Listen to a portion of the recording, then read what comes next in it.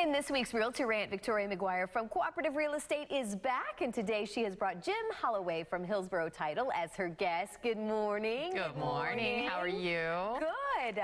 We're diving into I think a pretty fascinating topic when you talk about contracts, only because too I think a lot of people have questions, especially with maybe buying and selling in different states across the country. We have a lot of snowbirds, but why is it important to know about contracts and kind of the contingencies that we're going to talk about this morning? Well, because you want to be informed to be able to protect yourself and to know what you're getting into. A lot of people these days, I find, just blindly sign these contracts. They don't really read them. They don't know what they're signing.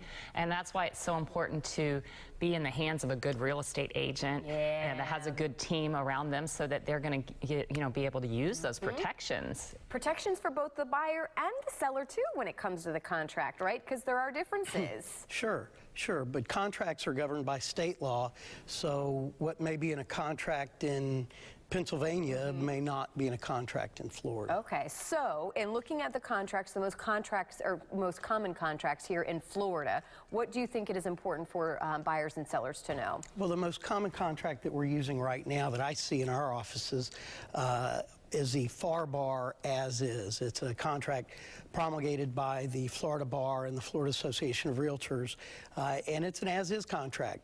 As is meaning what? Meaning, here it is, take it or leave it.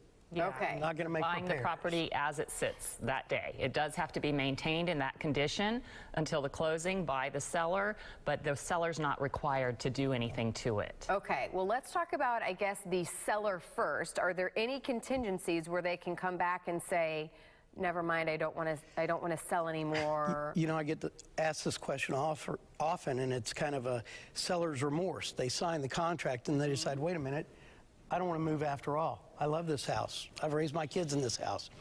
Unfortunately, there's not a contingency for the seller to change their mind and decide they want to keep the house. And I even asked you if there's a death in the family or something happens. I mean, you can certainly ask the buyer if you can terminate, explain your situation. but there's nothing in the contract legally to give you the basis to terminate. Okay, now what about the buyer then? Is there anything that they can, if they find out something later, is there contingencies there? There's actually two built-in contingencies to the as-is contract. They have the right to do an inspection. They have a certain period of time that's agreed upon to do those inspections. They can back out if they're not satisfied with that inspection. I mean, that's it. No questions asked if there's... And the other contingency would be their financing. If their loan is not able to be approved, then they do have the right and the freedom to back away from that back contract. to the home inspection, if it's just a small, I mean, let's say there's something, and I don't know if hypothetically, it's just a $500 thing that needs to be fixed. Can they say, nope, I don't even want to do that? Under the as-is contract, the buyer can terminate at the buyer's sole discretion. We do have some appellate court opinion that it has to be in good faith. There's an implicit good faith in the contract, but if they decide they don't like the color of the paint, they don't want this or that, they can terminate at their sole discretion. Wow, all right. Well, as we kind of wrap up, what is your take home? What do you think is I'll let you both kind of get the last say here. What's the most important thing, do you think, for people watching this morning to know? I think to read and understand the contract and ask questions.